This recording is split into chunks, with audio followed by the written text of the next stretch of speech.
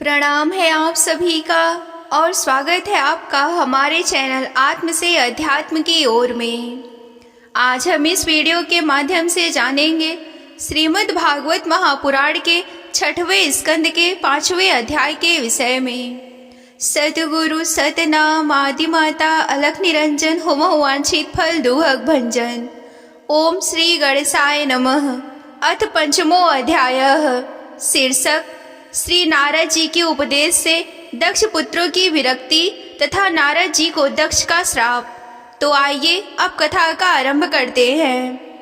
श्री सूकदेव जी कहते हैं कि परीक्षित भगवान के शक्ति संचार से दक्ष प्रजापति परम समर्थ हो गए थे। उन्होंने पंचजनक की पुत्री अस्कीर से हर्यश्व नाम के 10,000 पुत्र उत्पन्न किए। राजन, दक्ष के ये सभी पुत्र एक आचरण और एक स्वभाव के थे। जब उनके पिता दक्ष ने उन्हें संतान उत्पन्न करने की आज्ञा दी तब वे तपस्या करने के विचार से पश्चिम दिशा की ओर गए। पश्चिम दिशा में सिंधु नदी और समुद्र के संगम पर नारायण सर नामक का एक महान तीर्थ है। बड़े बड़े मुनि और सिद्ध पुरुष वहाँ निवास करते हैं। नारायण सर स्नान में करते ही हर्षवों के अंतःकरण शुद्ध हो गए। उनकी बुद्धि भागवत धर्म में लग गई। फिर भी अपने पिता दक्ष की आज्ञा से बंधे होने के कारण वे उग्र तपस्या ही करते रहे। जब देवर्षि नारद ने देखा कि भागवत धर्म में रुचि होने पर भी ये प्रजा वृद्धि के लिए ही तत्पर है, तब उन्होंने उनके पास आकर कहा, अरे हर्यशो, तुम प्रजापति हो तो क्या हुआ? वास्तव में तुम लोग मूर्ख ही हो। बतलाओ तो, जब तुम लोगों ने पृथ्वी का अंत नहीं देखा तब सृष्टि कैसे करोगे? बड़े खेद की बात है। देखो, एक ऐसा देश है जिसमें एक ही पुरुष है। एक ऐसा बिल है जिससे बाहर निकलने का रास्ता ही नहीं है। एक ऐसी स्त्री है जो बहुरूपड़ी है। एक ऐसा पुरुष है जो व्यभिचारिणी का पति है। एक ऐसा नदी है जो आगे पीछे दोनों ओर बहती है। एक ऐसा विचित्र घर है जो 25 पदार्थों से बना है। एक ऐसा हंस है जिसकी कहानी बड़ी विचित्र है। एक ऐसा चक्र है जो छुरे और वज्र के समान बना हुआ है और अपने आप घूमता रहता है। मूर्ख हर्यशो, जब तक तुम लोग अपने सर्वज्ञ पिता के उचित आदेश को समझ नहीं लोगे और इन उपयुक्त वस्तुओं को देख नहीं लोगे, तब तक उनकी आज्ञा अनुसार सृष्टि कैसे कर सकोगे? श्री सूकदेव जी कहते हैं कि परीक्षित हर्यश्व जन्म से ही बड़े बुद्धिमान थे। वे देव ऋषि नारद की यह पहली ये गुण वचन सुनकर अपनी बुद्धि से ही स्वयं विचार करने लगे। यह लिंग शरीर, जिसे साधारणतः जीव कहते हैं, पृथ्वी और यही आत्मा का अनादि बंधन है। इसका अंत देखे बिना मोक्ष के अनुपयोगी कर्मों में लगे रहने से क्या लाभ है? सचमुच ईश्वर एक ही है। वह जागृत आदि तीनों अवस्थाओं और उनके अभिमानियों से भिन्न उनका साक्षी तुरीय है। वह सबका आश्रय है, परंतु उसका आश्रय कोई नहीं है। वही भगवान है। उस प्रकृति आदि से अतीत नित्य मुक्त परमात्मा को देखे बिना भगवान के प्रति असमर्पित कर्मों से जीव को क्या लाभ है? जैसे मनुष्य का बील रूप पाताल में प्रवेश करके वहां से नहीं लौट पाता, वैसे ही जीव जिसको प्राप्त होकर फिर संसार में नहीं लौटता, जो स्वयं अंतर ज्योति स्वरूप है, उस परमात्मा को जाने बिना विनाशवान स्वर्ग आदि फल देने वाले कर्मों को करने से क्या लाभ है? यह अपनी बुद्धि ही बहुरूपणी है। सत्व रज आदि गुणों को धारण करने वाली व्यभिचारिणी स्त्री के समान है। इस जीवन में इसके अंत जाने बिना, विवेक प्राप्त किए बिना अशांति अधिकाधिक बढ़ाने वाले कर्म करने का प्रयोजन ही क्या है? यह बुद्धि ही कुटिला स्त्री के समान है। इसके संग से जीव रूप पुरुष का ऐश्वर्य, इसकी स्वतंत्रता नष्ट हो गई है। इसके पीछे पीछे वह उल्टा स्त्री पति की भांति न जाने कहां कहां भटक रहा है। इसकी विभिन्न गतियां चालों को जाने बिना ही विवेक रहित कर्मों से क्या सिद्धि मिलेगी? माया ही दोनों ओर बहने वाली नदी है। यह सृष्टि भी करती है और प्रलय भी। जो लोग इसके निकलने के लिए तपस्या, विद्या आदि तट का सहारा लेने लगते हैं, उन्हें रोकने के लिए क्रोध, अहंकार आदि रूप से और भी वेग से बहने लगती है। जो पुरुष उसके वेग से विवश एवं अनभिज्ञ है, वह मायिक कर्मों से क्या लाभ उठावेंगे? ये 25 तत्व ही एक अद्भुत घर है। पुरुष उनका आश्रय में आश्रय है। वही समस्त कार्य कारात्मक जगत का अधिष्ठाता है। यह बात ना जानकर सच्चा स्वातंत्र प्राप्त किए बिना झूठे स्वतंत्रता से किए जाने वाले कर्म ही व्यर्थ ही हैं। भगवान का स्वरूप बतलाने वाला शास्त्र हंस के समान निर्भीर विवेकी है। वह बंध मोक्ष, चेतन और जड़ को अलग अलग करके दिखा देता है। ऐसे आध्यात्म शास्त्र रूप हंस का आश्रय छोड़कर उसे जाने बिना बहिर्मुख बनाने वाले कर्मों से लाभ ही क्या है। यह काल ही एक चक्र है, यह निरंतर घूमता रहता है। इसकी धार छुरे और वज्र के समान तीखी है और यह सारे जगत को अपनी ओर खींच रहा है। इसको रोकने वाला कोई नहीं है, यह परम स्वतंत्र है। यह बात ना जानकर कर्मों को फल को नित्य समझकर जो लोग सकाम भाव से उनका अनुष्ठान करते हैं, उन्हें यह अनित्य कर्मों से क्या लाभ होगा। शास्त्र ही पिता है, क्योंकि दूसरा जन्म शास्त्र के द्वारा ही होता है और उसका आदेश कर्मों में लगना नहीं, उनसे निवृत्त होना है। इसे जो नहीं जानता वह गुणमय शब्द और विषयों पर विश्वास कर लेता है। अब वह कर्मों से निवृत्त होने की आज्ञा का पालन भला कैसे कर सकता है। परीक्षित, हर्षशोक के एक मत से यह निश्चय किया कि नारद जी की परिक्रमा करके वे उस मोक्ष पद पथिक बन गए हैं, जिस पे चलकर फिर लौटना नहीं पड़ता। इसके बाद देवर्षि नारद स्वर ब्रह्मा में संगीत लहरी के अभिव्यक्ति हुए।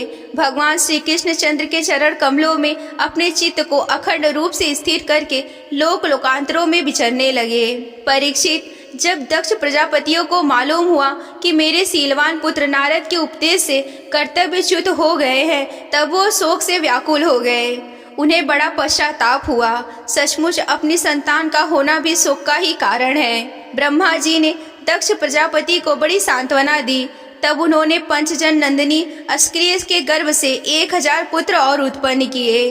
उनका नाम था शल्बाश्व। वे अपने पिता दक्ष प्रजापति की आज्ञा पाकर प्रजा सृष्टि के उपदेश से तप करने के लिए उसी नारायण सरोवर पर गए, जहां जाकर उनके बड़े भाइयों ने सिद्धि प्राप्त की थी। शल्बाश्व ने वहां जाकर उस सरोवर में स्नान किया। स्नान मात्र से उनके अंतःकरण के सारे मल धुल गए। अब वे परम ब्रह्मा स्वरूप प्रणव का जाप करते हुए महान तपस्या में लग गए। कुछ महीनों तक केवल जल और कुछ दिनों तक केवल हवा पीकर उन्होंने हम नमस्कार पूर्वक ओमकारेश्वर भगवान नारायण का ध्यान करते रहे, जो विशुद्ध चित्त में निवास करते हैं, सबके अंतर्यामी है और सर्वव्यापक परम हंस स्वरूप है। इस मंत्र का अभ्यास करते हुए मंत्राधिपति भगवान की आराधना की। परीक्षित, इस प्रकार दक्ष के पुत्र शल्बाश्व प्रजा सृष्टि के लिए तपस्या में संलग्न थे। उनके पास भी देवर्षि नारद आए और उन्होंने पहले के समान ही कूट वचन कहे। उन्होंने कहा कि प्रजापतियों के पुत्रों, मैं तुम लोगों को जो उपदेश देता हूँ उसे सुनो। तुम लोग अपने भाइयों से बड़े प्रेम करते हो, इसीलिए उनके मार्ग का अनुसंधान करो। जो धर्मज्ञ भाई अपने भाइयों से श्रेष्ठ मार्ग का अनुसरण किया करता है, वही सच्चा भाई है। जो पुण्यवान पुरुष परलोक में मरूद गणों के साथ आनंद भोगता है। परीक्षित, शल्बाश्व को इस प्रकार उपदेश देकर देवर्षि नारद वहां से चले गए। उन लोगों ने भी अपने भाइयों के मार्ग का ही अनुगमन किया, क्योंकि नारद जी का दर्शन कभी व्यर्थ नहीं जाता। वे उस पथ के पथिक बने जो अंतर्मुखी वृत्ति से प्राप्त होने योग्य अत्यंत सुंदर और भगवत प्राप्ति के अनुकूल है। वे बीती हुई रात्रियों के समान ना तो उस मार्ग से अब तक लौटे और ना ही आगे लौटेंगे। दक्ष प्रजापति ने देखा कि आजकल बहुत से अपशगुन हो रहे हैं। उनके चित्र में पुत्रों की अनिष्टि की आशंका हो रही है। इतने में ही उन्हें मालूम हुआ कि पहले की भांति अब की बार भी नारद जी ने मेरे पुत्रों को चौपट कर दिया। उन्हें अपने पुत्रों को कर्तव्यच्युत से बड़ा ही शोक हुआ और वे नारद जी पर क्रोधित हुए। उनके मिलने पर क्रोध के मारे दक्ष प्रजापति के होठ फड़कने लगे और क्रोध के आवेश में भरकर नारद जी से बोले। दक्ष प्रजापति ने कहा कि ओ दुष्ट, तुमने झूठ मूठ साधुओं का बाना पहन रखा है। हमारे भोले भाले बालकों को भिक्षुकों का मार्ग दिखाकर तुमने हमारा बड़ा अपकार किया है। अभी उन्होंने ब्रह्मचर्य से ऋषि ऋण, यज्ञ से देव ऋण और पुत्र उत्पत्ति से प्रीत ऋण नहीं उतारा है। उन्हें कभी कर्मफल की नश्वरता के संबंध में भी कुछ विचार नहीं था, परंतु पाप आत्मा ने तुमने उनके दोनों लोक का सुख चौपट कर दिया। सचमुच तुम्हारे हृदय में दया का नाम नहीं है। तुम इस प्रकार बच्चों की बुद्धि बिगाड़ते फिरते हो। तुमने भगवान के पार्षदों में रहकर उनकी कीर्ति में कलंक लगाया है। सचमुच तुम बड़े निर्लज्ज हो। मैं जानता हूँ कि भगवान के पार्षद सदा सर्वदा दुखी प्राणियों पर दया करने के लिए व्यग्र रहते हैं, परंतु तुम प्रेम भाव का विनाश करने वाले हो। तुम उन लोगों से भी बैर रखते हो जो किसी से बैर नहीं करते।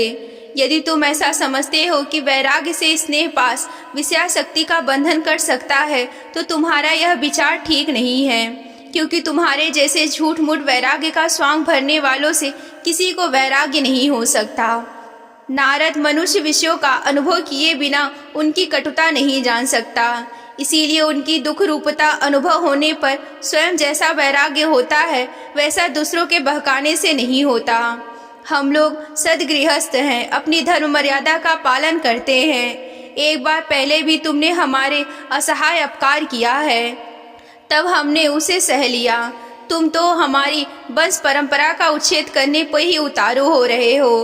तुमने फिर हमारे साथ वही दुष्टता का व्यवहार किया है, इसीलिए मुड़ जाओ, लोक लोकांतरों में भटकते रहो, कहीं भी तुम्हारे ठहरने का ठौर नहीं होगी।